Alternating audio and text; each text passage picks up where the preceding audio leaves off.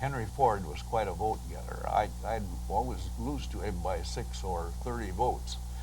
Uh, well, then I became mayor in 1951 and served in that capacity for 4 more terms. This would be a good time to ask, Judge, as to your opinion regarding that system. I don't represent Kalamazoo. I represent Portage and 6 townships, but there has been from time to time debate over whether the city charter in Kalamazoo should be changed so that the mayor runs separately, like in Portage. What's your view of that? I would not favor it because I suppose I'm prejudiced, having had a good relationship with my council, and Kalamazoo really moved forward in those years. Not necessarily because of me, but I had a wonderful council. I had Gordon Knapp, who was the treasurer of the Upjohn Company, for example. I had Willis Dunbar as my vice mayor in one of these terms, a wonderful man and lots of fun to be with. I had Cornelia Robinson, a very talented woman, a professor at Western Michigan College. I had Arthur Mulhall, the head of the site company.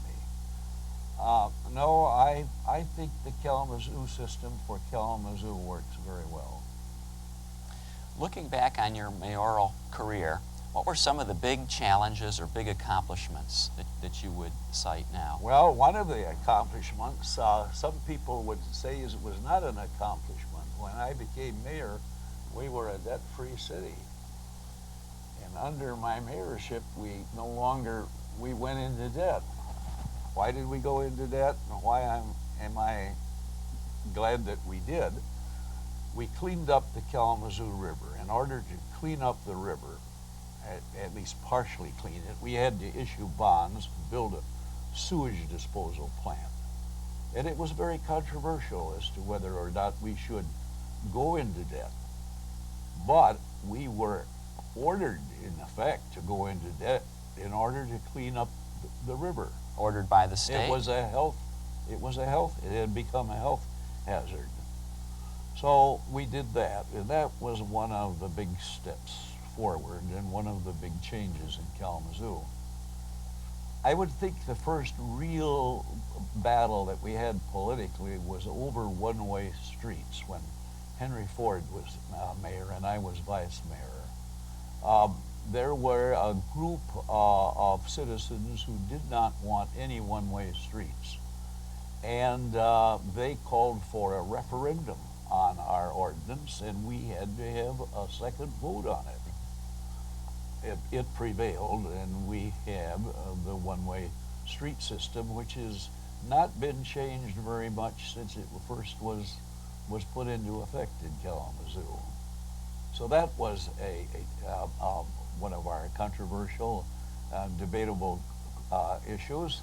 Another one was annexation. Kalamazoo had a population of 60,000, and it was encircled by a series of townships, all by Kalamazoo Township. And the leader of Kalamazoo Township was Joe Parisi, a real good friend of mine, but we became real adversaries. We wanted to annex certain parts of Kalamazoo, such as, especially on the south side of the city, and the east side of the city, and we went through about 9 separate elections. We won 6 of them and lost 3. Kalamazoo became geographically much larger and population much larger. But always the township-city relationship was a battle. I can imagine. Uh-huh. Now, what led from you then, going from being mayor to the Constitutional Convention? How did that transition occur? Well, when in 1959, I ran again. I made the mistake of running for a 5th term. My wife, Virginia, said, "Don't do it." And I should have listened to her. I didn't, and and I ran again, and I was not elected mayor. I wasn't even elected vice mayor. I was third on the pecking order. And about 3 weeks following that election, the phone rang. And the voice said, "This is George Romney calling." He said, "I've heard about you." And he said, "I want you to get, I've started a new organization. Maybe you've heard of it." I said, "Oh yes, you mean CFM, Citizens for Michigan." And he said, "Yes, that's it." He said, "I want you to be one of my 3 key lieutenants. Come down, if you drive You had never over." met him before. He just Never met him before, never talked with him before, anything. He said, "I can't pay you anything." And I said, "Well, I'm used to that. As mayor, my first first 2 terms, my total salary was $500 a year." I said, "In my second 2 terms, they were very generous. They tripled it. My salary was $1,500 a year." And that's exactly it. My wife worked part-time as a teacher of French. She would fill in the high schools when teachers of French were ill or out of town and that sort of thing. I think I was the first mayor who ever had a wife who worked.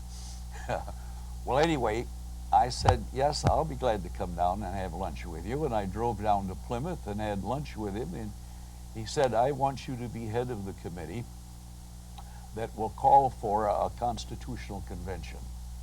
And I said, "I'll do it." So the first step was to get a vote of the people favoring a constitutional convention. And we did. I won't go into all the details of it, but as you know, the Citizens for Michigan stepped in to help the League of Women Voters and the Junior Chamber of Commerce. Splendid organizations, but neither one of them large enough to pull this off. They just didn't have the manpower, the woman power.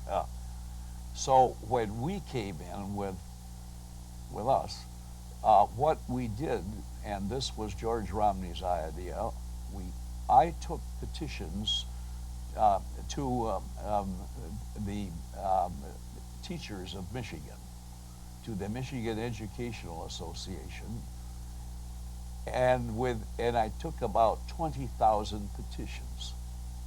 They sent them to 20,000 different teachers, and within 5 weeks, we had enough signatures to call a vote. That's what happened.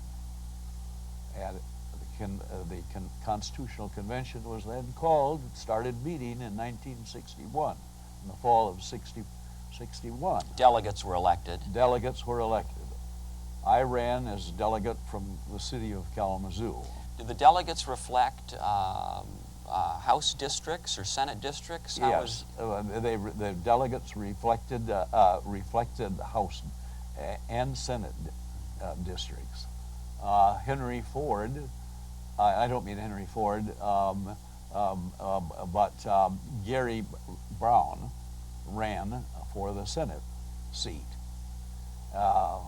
from the larger area, and he was elected from Kalamazoo, and I was elected, and Anthony Stamm was elected, who had been our county treasurer. So the 3 of us came here to Lansing in 1961, and 9 months later we produced the current Constitution.